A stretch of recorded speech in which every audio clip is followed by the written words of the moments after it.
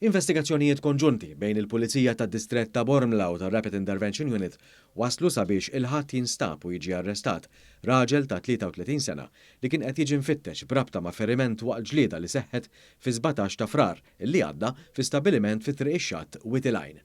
F'din il-ġlieda kien weġġa gravi raġel ta' 29 sena, residenti Whittlehine, l-allegat aggressur ta' nazzjonalità Serba ħarab minn fuq il-post.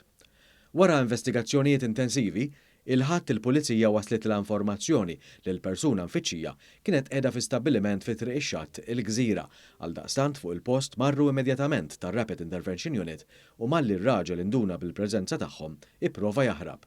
Madankollu, waqt li kien qiegħed jiġi arrestat beda jkun aggressiv fil-konfront tal-Pulizija u anki irreżista l-arrest.